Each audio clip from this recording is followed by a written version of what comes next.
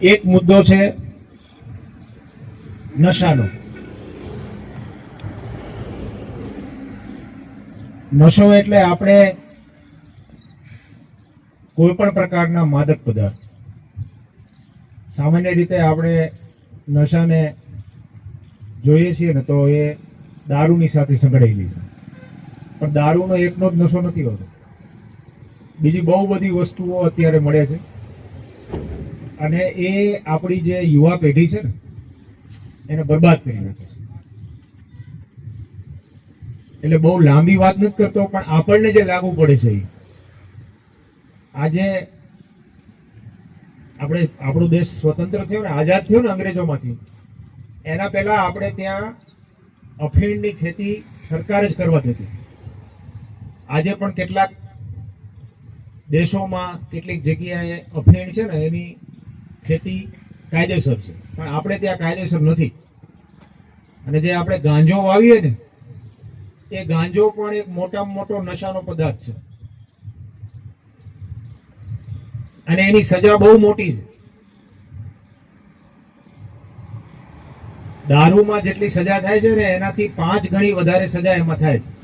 એટલે આપણા જે પણ ખેડૂત ભાઈઓ છે એ ભૂલથી પણ આવી ગાંજાના છોડ વાવવાની જે આપણી ત્યાં પ્રથા હોય તો આ પ્રથા બંધ કરી દીધી.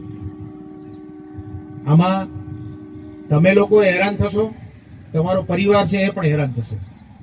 અને આપણા પીપલોદ વિસ્તારમાં આવી પ્રથા, કારણ કે ભૂતકાળમાં અમે લોકોએ અહીંયા આવા કેસો પણ કરેલા છે અને લોકોમાં આ બાબતે જાગૃતિ આવે એના માટે થઈને અમારી ટીમ પણ કાર્યરત છે. અહીંયા આવશે ગામમાં, વચ્ચે તમને બધાને સમજાવશે પણ ખરા. એટલે એક મુદ્દો અમારો આ છે. બીજો મુદ્દો અમારો છે જે આપણા દાહોદ જિલ્લાની મોટામાં મોટી સમસ્યા છે.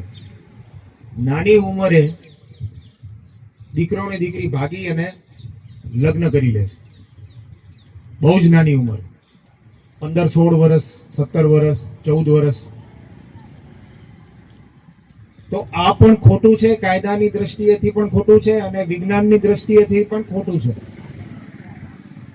અને એનું મુખ્ય કારણ શું છે કે માતા પિતા દીકરા દીકરીઓની 14-15 વર્ષની ઉંમર થાય, એની ભણાવવાની ઉંમર હોય ત્યારે એનું સગપણ નક્કી કરી નાખે, ત્યારે પરણાઈ દેવાનો વિચાર કરે.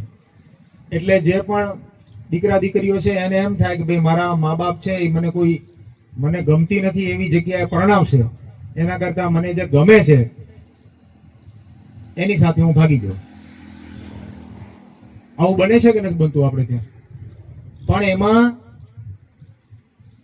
જે દીકરા ભાગે છે તો પછી કાયદેસરનો એમાં ગુનો દાખલ થાય, અને ગુનો દાખલ થાય ને તો પછી 16, 17, 18 વર્ષની ઉંમરનો આપણો દીકરો, એને 20 વર્ષ સુધીની જેલની સજા થાય છે. કેટલા વર્ષની? કોઈ જો આપણા અહીંયા દાહોદમાં જ પેલા ધાડ લૂંટ થતું ને, રોબરી થતી ને, હાઈવેમાં બંદૂક બતાવીને લૂંટી જતા, એ લોકોને આટલી સજા તો નથી થતી. ફક્ત ભાગીને પ્રેમ લગ્ન કરે નાની ઉંમરે અને કાયદાના જે જોગવાઈ છે એ જોગવાઈમાં ગુનેગાર બની જાય. એટલે મારી અહીંયા બેઠેલા જેટલા વડીલો છે, જેટલા મા બાપ છે, બધાને કહેવાનું કે ભાઈ આપણી જે દીકરા દીકરીઓ છે એમને ભણાવો, એમને કંઈક લાયક બનાવો અને પછી એમના લગ્ન માટે થઈને આગળ વધો.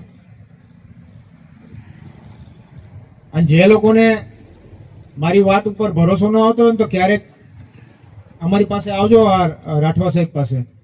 તમને અમે દેવગઢ બારિયાની જેલ, દાહોદની જેલ, જાલોદની જેલ, અહીંયા બાજુમાં સંતરામપુર પડે છે એની જેલ બતાવશું. ત્યાં આટલા 17 વર્ષના, 16 વર્ષના યુવાનો 20 વર્ષની, 15 વર્ષની સજા, આખું જીવન બરબાદ થઈ જાય.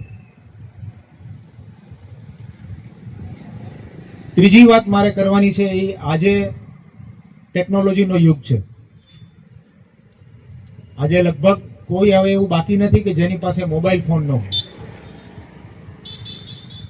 અને મોબાઈલ ફોનમાં ઇન્ટરનેટનો ઉપયોગ બધા જ કરે છે. પણ આ ઇન્ટરનેટનો ઉપયોગ આપણે કરીએ ને એની સાથે સાથે કેટલી બધી વસ્તુઓ છે. સોશિયલ મીડિયા છે, ઇન્સ્ટાગ્રામ, ફેસબુક, રીલો બનાવવાની, વિડીયો જોવાના. ખાલી આટલું જ નથી સોશિયલ મીડિયામાં, એનું પણ અલગ કાયદાઓ છે. તો જે દાહોદમાં 2-3 વસ્તુઓ મારા ધ્યાન ઉપર આવેલી છે. એક કે સોશિયલ મીડિયાનો જે ખાસ કરીને યુવાનો ઉપયોગ કરે છે એટલે એમાં બેફામ થઈ જાય છે. તમે અત્યારે આપણે બેઠા હોઈએ અને આપણે જેવી રીતે કોઈની સાથે વાત કરતા હોઈએ તો એમાં જે મર્યાદા રાખતા હોય ને, તમે કોઈકની સાથે અપશબ્દો બોલો, ગાળાગાળી કરો તો શું થાય? આપણે સામાન્ય વાતચીતમાં કોઈની સાથે તમે ગાળાગાળી કરો તો શું થાય? ગુનો બને કે ન બને? એવી જ રીતે સોશિયલ મીડિયામાં પણ એકબીજાને ગાળાગાળી કરે છે, પણ એ પણ ગુનો બને છે.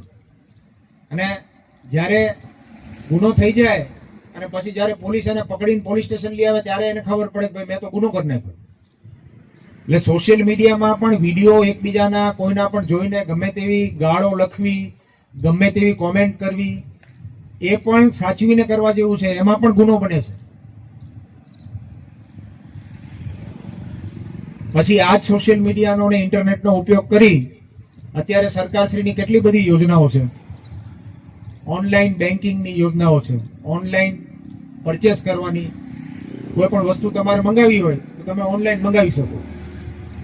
ઓટીપીની સિસ્ટમ છે, પાસવર્ડની સિસ્ટમ છે. હવે જો એ તમને બરોબર વાપરતા ના આવડતું હોય તો અત્યારે તો આખા દેશમાં ને વિશ્વમાં કેટલાય બધા ગઠિયાઓ તૈયાર છે. તમને ખોટી લિંક મોકલી દે, ખોટા મેસેજ મોકલી દે, તમારું એકાઉન્ટ છે એ હેક કરી લે. હેક કરી લે એટલે પડાવી લે. આપણે હાપકી લે એમ કહી ને, એમાં એકાઉન્ટ તમારો હાપકી લે. પછી તમારા ખાતામાં જેટલા પૈસા પડ્યા બધા ઉપાડીને જઈ જાય. એટલે આ મોબાઈલનો, ઇન્ટરનેટનો ઉપયોગ કરો ને તો એ સાચવીને કરવા જેવો છે. એમાં પણ અમારી પોલીસની ટીમો આવી અને રાઠવા સાહેબ, આપણા જે 16 ગામો છે પોલીસ સ્ટેશનના, તો અહીંયા કેટલા ગામના સરપંચો આવેલા છે? બાકીના બધા ગામોના સરપંચોને પણ અમે આગ્રહ કરશું અને અમારી એક ટીમ આવશે તમારા પીપલોદ પોલીસ સ્ટેશન વિસ્તારના 16 ગામમાં આવશે આખા વર્ષ દરમિયાનમાં. દરેક સરપંચશ્રીઓને, નાગરિકોને ખાલી અમારી એટલી જ વિનંતી છે કે બની શકે એટલા વધુમાં વધુ તમે નાગરિકોને લાવો. ગામના જેટલા આપણા ગ્રામજનો છે એને લાવો, યુવાનોને લાવો, વિદ્યાર્થીઓને લાવો, તો અમે એ લોકોને સાચી સમજ આપશું. અને સોશિયલ મીડિયા અને સાયબર ફ્રોડ, સાયબર ક્રાઇમ આ બહુ જ હવે છે ને આખું વિશ્વ બદલાય છે. હવે પહેલાની જેમ તલવાર ને ધાડિયા અને બંદૂકથી જ ગુના નથી થતા. હવે બધા કોમ્પ્યુટર ઉપર ગુના થાય. એટલે અમે એની જાણકારી આપશું. અમારો આગામી દિવસોમાં, હજી આ ફેબ્રુઆરી મહિનો છે, આ વર્ષના અંત સુધીમાં તમામ ગામોની અંદર આવીને અમે આવો કાર્યક્રમ કરશું. ત્રીજો મારો એક વિષય છે જે આપણા વિસ્તારને વધારે લાગુ પડે છે, એક્સિડન્ટ.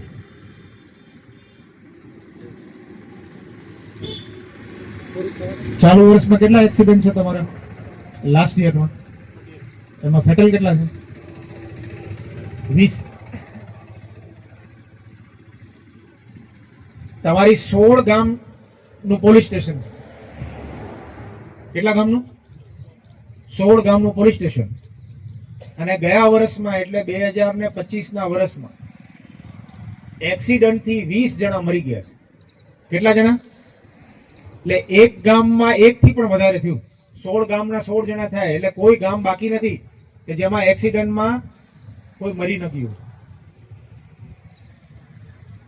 અને મોટા ભાગના એક્સિડન્ટ થાય છે ને એ બાઇક ઉપરથી પડી જવાથી કે બાઇક ટકરાવાથી થાય છે. મારી વાત ખોટી છે? બાઇક ઉપર જતા હોય અને ટક્કર વાગી જાય કે બાઇક સ્લીપ થઈ જાય કે બાઇક ઝાડની સાથે અથડાઈ જાય કે કોઈ બીજા વાહનની સાથે અથડાઈ જાય અને પડી જાય, માથામાં વાગે, માણસ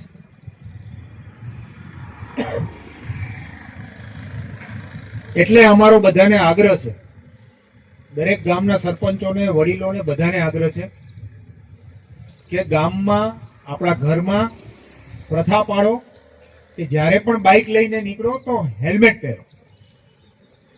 અને હેલ્મેટ પહેરશો તો એનાથી, હેલ્મેટ પોલીસથી બચવા માટેથી નથી પહેરવાનું.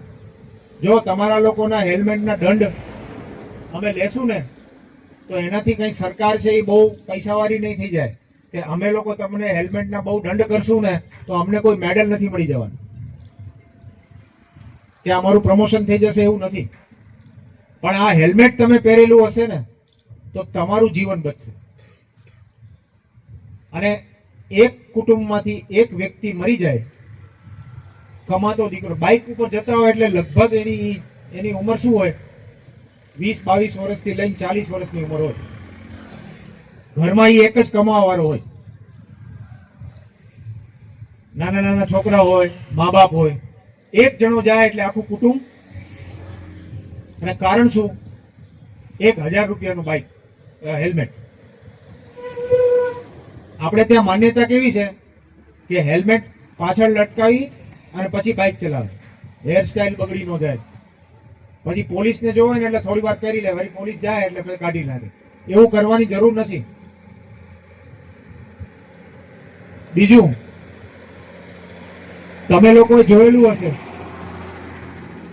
કે જેને વ્યસન હોય ને, કોઈ માની લો કે બીડી પીવે છે, કોઈ તમાકુ ખાય છે, કોઈ દારૂ પીવે છે, તો એ બહુ લાંબા ગાળાનું જયારે વ્યસન કરે ને, કોઈ 10 વર્ષથી બીડી પીતો હોય, 15 વર્ષથી દારૂ પીતો હોય, ત્યારે એના શરીરના જે અંગો છે ને ખરાબ થાય, ત્યારે એને કેન્સર થાય, ત્યારે એ માણસ છે મરી જાય. પણ એના જે કુટુંબવાળા નજીકના માણસો હોય ને, એ બધાને ખબર હોય કે આને દારૂ પીવાની ટેવ હતી, આને બીડી પીવાની ટેવ હતી, એટલે એ બીમાર થયો મરી ગયો. એક્સિડન્ટમાં તકલીફ એવી છે કે એકદમ સ્વસ્થ માણસ હોય, બિલકુલ સ્વસ્થ હોય, કોઈ જ એની ભવિષ્યવાણી નથી. અત્યારે આપણે અહીંયા બેઠા હોઈએ, હમણાં કોઈ બાઇક લઈને જાય ને કલાક પછી એક્સિડન્ટ થાય, 1 કલાકમાં. અને એનું નામ એક્સિડન્ટ એટલા માટે જ છે કે રોજે રોજ નથી થતું, અકસ્માત છે. એટલે એક જ વાર થાય, અને એક જ વાર થાય અને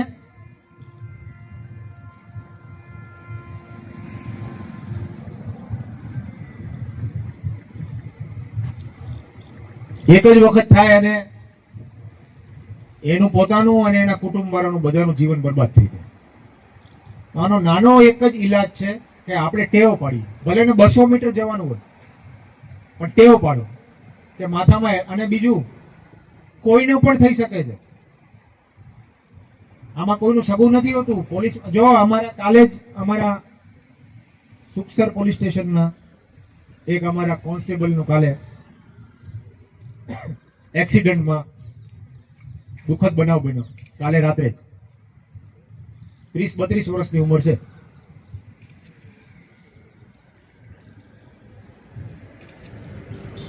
એટલે અહીંયા જે પણ વડીલો બેઠા, સરપંચ બેઠા છે, મારો આગ્રહ બધાને એવો છે કે તમે ગ્રામ પંચાયત લેવલ ઉપર એટલું કરી શકો કે એક ઠરાવ પસાર કરો અથવા તો એક નિર્ણય, દરેક ગામ વાઇઝ નિર્ણય લ્યો કે ભાઈ બીજા બધાને તો ઠીક છે, પણ અમે ગ્રામ પંચાયત સરપંચ તરીકે, ઉપસરપંચ તરીકે, ગ્રામ પંચાયતના સભ્યો તરીકે અમે લોકો નિર્ણય લઈ છીએ કે બીજા બધાનું જે થવું થાય, હું અને મારા કુટુંબ વાળા હેલ્મેટ પહેરીને જશે. બીજાનું આપણે કંઈ કહેવાની જરૂર નથી.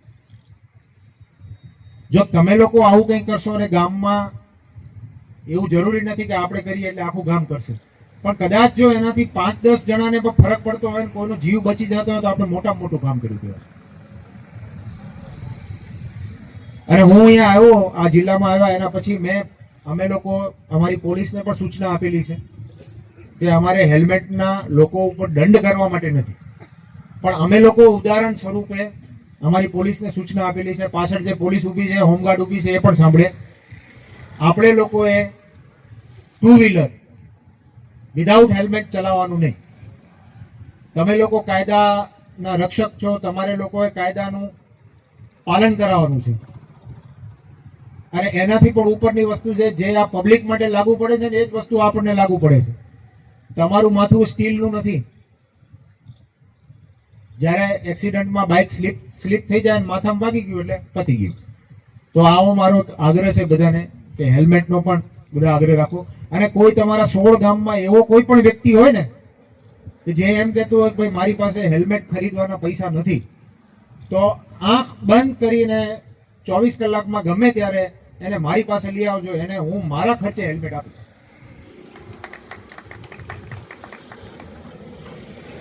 કોઈ એવો ગરીબ હોય ને એમ કહે કે ભાઈ મને પોસાતું નથી, તો એને દાહોદ જિલ્લા પોલીસ આપશે. અને ચોથી વાત કરવી છે, અમે લોકો જ્યાં પણ જઈએ છીએ ત્યાં દાહોદ જિલ્લા પોલીસ વતી બધાને અમે 2 બાબતની ખાતરી આપીએ છીએ. આપના માધ્યમથી હું દાહોદ જિલ્લાના જે પણ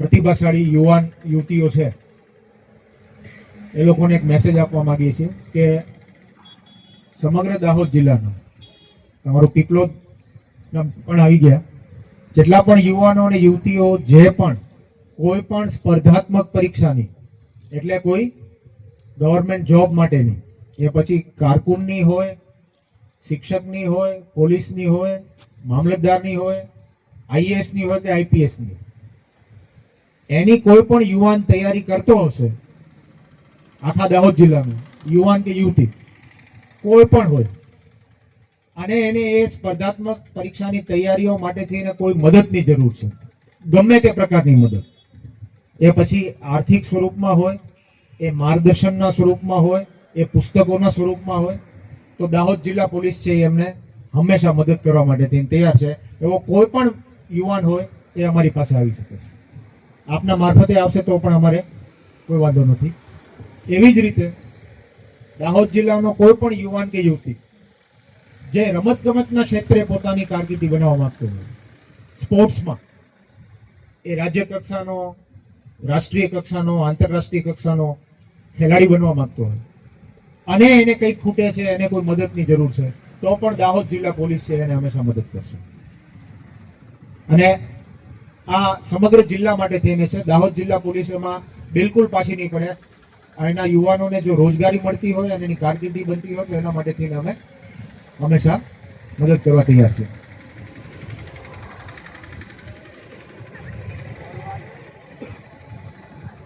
મને લાગે છે આટલા મુદ્દાની જ અમારે વાત કરવી જોઈએ, કારણ કે આ તમને લોકોને સ્પર્શે છે એટલા જ મુદ્દા છે. બીજી આપણે બહુ બધી વાતો છે, પણ 16 પોલીસ સ્ટેશનનો વિસ્તાર છે એટલે અમારા અધિકારીઓ તમારા ગામમાં સતત આવતા રહેશે. અને જે નવા કાયદામાં સુધારા થાય છે, નવી જે પદ્ધતિઓ આવતી હોય છે, એ બધું જ નવી જાગૃતિઓ, બાળકોની વિરુદ્ધના ગુનાઓ હોય, સ્ત્રીઓ વિરુદ્ધના ગુના હોય. ઉપરાંતમાં અમે લોકો એક એવો પણ કામ કરીએ છીએ કે કોઈ એક ગામ પસંદ કરી અને એ ગામમાં અમારા અધિકારીઓ રાત્રિ રોકાણ કરે છે, ત્યાં પણ ગામના લોકોની સાથે સંવાદ કરે છે. એમને આપણો ટ્રાઇબલ વિસ્તાર છે તો રાજ્ય સરકાર દ્વારા બહુ બધી ગ્રાન્ટ આપવામાં આવે છે, બહુ બધી નાની યોજનાઓ છે. એ યોજનાઓનો જો આપણે લાભ લઈએ તો આપણે પગભેર થઈ શકીએ, આપણે સારી રીતે જીવનનું ગુજરાન કરી શકીએ. તો એના માટે બહુ બધાને મજૂરીએ જવું પડે છે. કેટલાય લોકોને નાની મોટી ગુનાખોરી કરે છે ને, કોઈ નાની મોટી ચોરી ચપાટી કરે, કોઈ નાની મોટી ગેરકાયદેસર પ્રવૃત્તિની હેરાફેરી કરે. શેના માટે? પોતાનું જીવન ચલાવવા માટે. પણ એ બધું કરવાની જરૂર નથી. રાજ્ય સરકારે બહુ બધી યોજનાઓ આપણા માટે બનાવેલી છે. તો અમે લોકો ગામમાં આવીને આ બાબતે પણ જાગૃતિ કરીએ છીએ. એમાં પણ કોઈને ક્યારે અમારી જરૂર પડે. ફરી એકવાર આપ સૌએ આ લોક દરબારમાં આપ સૌ પધાર્યા, બહુ શાંતિપૂર્વક અમારી દાહોદ જિલ્લા પોલીસની વાત તમે લોકોએ સાંભળી અને એનાથી પણ વિશેષ જે પ્રેમ અને સન્માન તમે લોકોએ આપ્યું છે. તો અમારી આગામી દિવસોમાં પૂરેપૂરી કોશિશ રહેશે કે તમારા આ પ્રેમ અને સન્માનમાં અમે કોઈ એવું કામ ન કરીએ કે જેના કારણે એ સન્માન કે પ્રેમ છે એ ઓછો થાય. અને અમારા માટેની જે તમારી લાગણી છે એ લાગણી કાયમ રહે. દાહોદ જિલ્લામાં પ્રજાની સુખાકારી રહે, લોકો શાંતિનો અહેસાસ કરે. સામાન્ય પ્રજાને પોલીસથી બિલકુલ ડરવાની જરૂર નથી.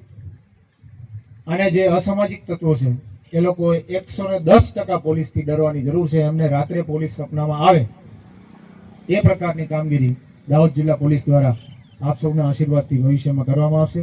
ફરી એકવાર આપ સૌનો ખૂબ ખૂબ આભાર. Thank you. સમાચાર જોવા માટે ગુજરાત ડિવિઝન ન્યૂઝ ચેનલને like, share, subscribe, bell icon press button દબાવવાનું ના ભૂલશો. ધન્યવાદ.